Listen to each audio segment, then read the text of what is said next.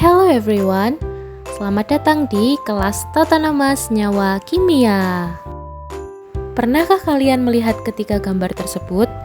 Nampak mirip bukan dari segi namanya? Yap, ketiganya sama-sama berawalan dengan kata soda. Tapi, tahukah kalian bahwa ternyata ketiga bahan ini punya rumus kimia dan kegunaan yang berbeda loh? Wanna know more? Let's find out together. Zat kimia di dunia ini keberadaannya sangat banyak dan beragam, sehingga menyulitkan banyak orang untuk mengingat setiap namanya. Mengingat pada awal perkembangan kimia, zat kimia itu masih dinamakan dengan nama penemunya, ciri fisik, atau kegunaannya. Hal ini pasti menyulitkan banyak pembelajar sebab nama ilmuwan yang sering ditemukan itu sama semua. Ada juga zat kimia yang memiliki ciri fisik dan kegunaan yang hampir sama. Ilmuwan-ilmuwan ini akhirnya bersepakat harus ada aturan nama yang seragam untuk senyawa agar menghindari kekacauan penyebutan nama senyawa. Akhirnya, IUPAC atau International Union of Pure and Applied Chemistry, sebuah lembaga himpunan kimia internasional, menyepakati untuk membuat aturan atau tata nama senyawa kimia. Nah, menurut aturan IUPAC, tata nama atau penamaan senyawa kimia ini ditentukan berdasarkan bilangan oksidasinya. Kita masuk ke materi yang pertama, penamaan senyawa biner dari unsur logam dengan non-logam atau senyawa ion. Sebelumnya, kalian tahu nggak sih apa itu senyawa biner? Senyawa biner adalah senyawa yang merupakan gabungan dari dua unsur kimia. Senyawa biner terbentuk ketika dua unsur yang berbeda diberi ikatan satu sama lain. Yang pertama, logam yang mempunyai satu bilangan oksidasi seperti alkali, alkali tanah, dan aluminium. Penamaannya dengan menyebutkan nama logam di depan dan kemudian nama non-logam diikuti dengan akhiran ida. Contohnya, NaBr atau natrium bromida, Na2O atau natrium oksida, MgBr2 atau magnesium bromida, dan NaCl atau natrium klorida. Yang kedua, logam yang mempunyai lebih dari satu bilangan oksidasi. Terdapat dua cara penulisan.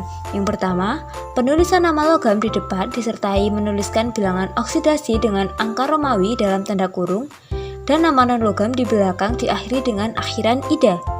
Contohnya, CuCl atau tembaga 1 klorida, SNO atau timah 2 oksida, dan FeCl3 atau besi 3 klorida. Yang kedua, cara lain menuliskan penamaan unsur logam yang memiliki bilangan oksidasi lebih dari satu jenis, yaitu unsur logam dengan bilangan oksidasi kecil ditulis dengan akhiran O, dan unsur logam dengan bilangan oksidasi besar ditulis dengan akhiran I. Contohnya, CuCl atau kuproklorida memiliki bilangan oksidasi Cu plus 1 yang lebih kecil daripada CuCl2, atau kupriklorida yang memiliki bilangan oksidasi Cu plus 2 yang artinya lebih besar. Selanjutnya adalah penamaan senyawa biner dari unsur-unsur non-logam atau biasa disebut senyawa kovalen. Penamaannya dilakukan dengan cara menyatakan jumlah atom setiap unsur dan diakhiri dengan ida, di mana angka indeks dalam bahasa Yunani yang digunakan untuk menyatakan jumlah atom setiap unsurnya yaitu 1 mono, 2 di, 3 tri, 4 tetra, 5 penta, 6 heksa, 7 hepta, 8 okta, 9 nona, dan 10 deka. Namun, apabila unsur pertama memiliki indeks 1 atau mono, maka tidak perlu disebutkan ya. Nah, contohnya adalah CCl4 dibaca karbon tetraklorida, SO2 dibaca belerang dioksida, dan NO dibaca nitrogen monoksida. Nah, masuk nih ke materi yang ketiga, yaitu penamaan poliatomik. Senyawa poliatomik merupakan senyawa yang berasal dari ion-ion poliatomik. Lalu, apa sih ion poliatomik itu? Ion poliatomik adalah ion yang terdiri dari 2 atau lebih atom-atom yang terikat bersama dan membentuk ion, baik ion positif atau kation maupun ion negatif atau anion.